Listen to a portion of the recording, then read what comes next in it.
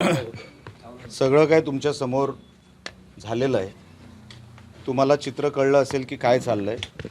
मालवणमध्ये एक वेगळा न्याय किंवा न्यायव्यवस्था ही मालवणमध्ये वेगळी आहे. हे जरा खाली धरा. मालवणमध्ये न्यायव्यवस्था वेगळी असं एक चित्र तुम्हाला मालवणमध्ये बघायला मिळेल. तुमच्यासमोर योगायोगाने म्हणा पण सन्माननीय जिल्हाधिकारी मॅडम होत्या आणि तिकडे आरो होते निवडणूक अधिकारी. त्यांच्यासमोर मी मागचा जो काय 4 दिवसापूर्वी जो पैशाचा प्रकार होता तो पकडून दिला. त्याचाही अहवाल अजूनपर्यंत आलेला नाही असं ते म्हटले. माझ्यापर्यंत आलेला नाही पण त्यांनी पुढे पाठवलं आहे आणि ते स्वतः म्हटले हे पब्लिक डोमेनमधले डॉक्युमेंट आहे, पब्लिक डॉक्युमेंट आहे, ते त्यांना मिळाले पाहिजे, सगळ्यांना दिसले पाहिजे. अजूनपर्यंत ते कोणाला दिसले नाहीत. माहीत नाही ते कुठल्या पब्लिक डॉक्युमेंटची विषय म्हणजे कुठली गोष्ट करत आहे. दुसरा कालचा विषय अजूनपर्यंत FIR नाही.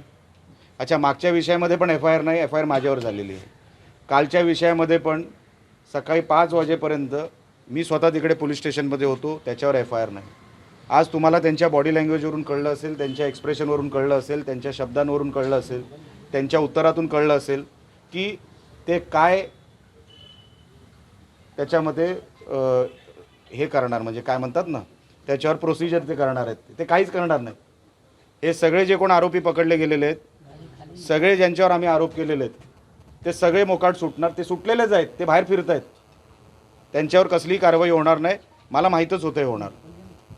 पण आता पुढची प्रोसिजर मी वकिलांना विचारून जे कोण ह्या विषयामध्ये पार्टी आहेत, ज्यांनी ह्या प्रोसिजरमध्ये त्यांचा हातभार असेल किंवा त्यांचा कुठेतरी हात असेल, अशा सगळ्यांवर मी केस करायचं ठरवलं आहे.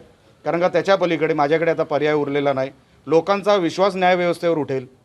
हे जर उघड असे पैसे घेऊन रात्री बेरात्री हा पैशांचा नागडानाच जर करणार असतील इकडे महाराष्ट्रामध्ये आणि मालवणमध्ये खास करून, तर हा कुठेतरी थांबला पाहिजे. त्याच्यासाठी वकिलांशी बोलून योग्य ते पाऊल जे काही असेल ते मी लवकरात लवकर उचलण्याचं ठरवलं आहे.